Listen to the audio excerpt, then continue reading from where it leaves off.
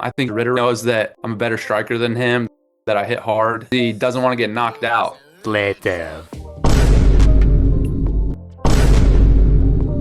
This next fight is going to be the best fight of my career. The goal for me, again, it's not to beat Reinier de Ritter. The goal for me is to be world champion, pound for pound #1 fighter in the world. Meanwhile. Bo Nickal versus Reinier the Reader. Going into this fight, Bo Nickal was heavy favorite in this matchup. But as soon as the fight started, RDR pressured Bo Nickal against the cage. Before the fight, Bo Nickal said that he thinks he's a natural striker on his YouTube channel. Yet in the fight, he kept trying to land his overhand, which RDR either ducked and clinched with Bo Nickal, or he just ducked and landed the punches. Even in the clinch, RDR landed good punches on Bo Nickal. Since Bo comes from a wrestling background, his hips are always backwards, as you do in a freestyle wrestling match. This gives RDR a space to land his knees, which he landed over and over throughout the fight on Bo Nickal. To be fair to Bo Nickal, he did take down RDR in the fight, but even on the ground RDR was threatening the submission and even landing punches on Bo Nickal.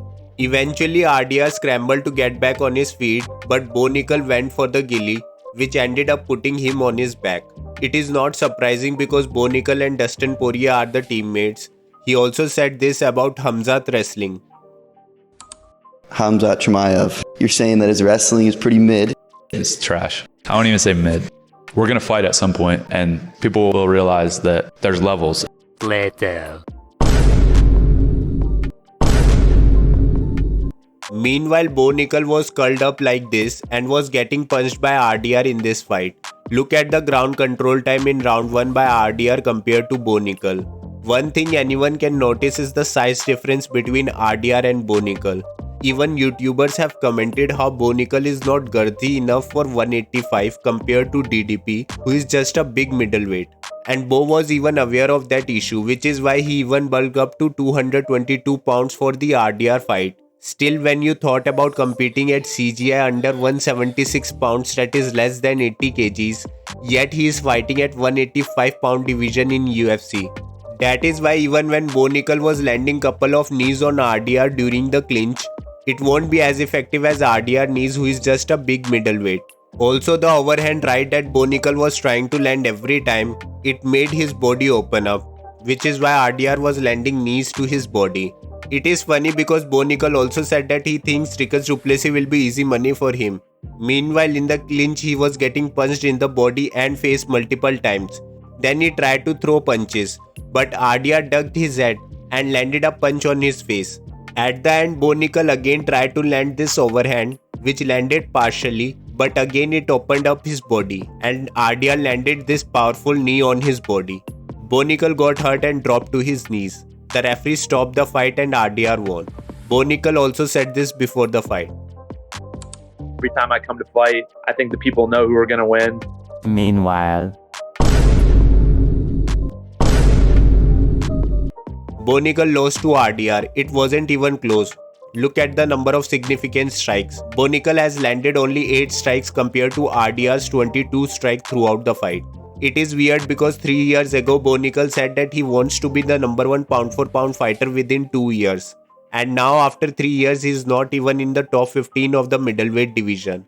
The most surprising thing is that Bo Nickal was placed on the main card of UFC 300 above Yuri Prohaska vs Alexander Rakic fight. And after losing to RDR, he is now placed above Leon Edwards vs Carlos Pratas in UFC 322. Both Leon Edwards and Yuri Prohaska are former champions. How can Bo Nickal, who is unranked, can be placed above them? Bo Nickal also said this about Dricus Du Plessis win over Robert Whittaker. I'll tell you what, I'm a huge Robert Whittaker fan, and when I saw him get freaking... That headlock was awful. That was bro. disgusting. So seeing that headlock instantly made me realize that I would probably kill those guys. Later. Now let's hear what DDP said about Bo Nickal loss to RDR. Bo Nickal was broken mentally. It was satisfying to watch because you can't just disrespect the people who've done what you wish you could do. In my honest opinion, that knee, it was a proper knee. Bo Nickal gave up. The next fight is Leon Murphy versus Aaron Pico. Before the fight, Aaron Pico said this. Topuria has really, really good hands, but I don't think it's at my level if I'm just being completely honest. Meanwhile,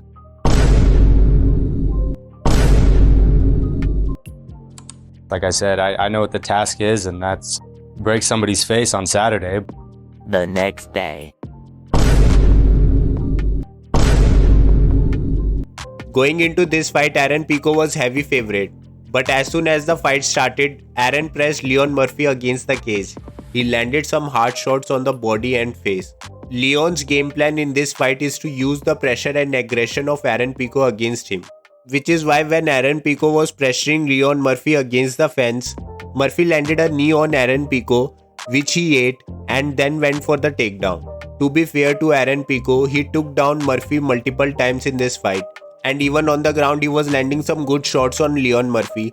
But Leon Murphy was not only able to get up every time, but also landed some good shots on him.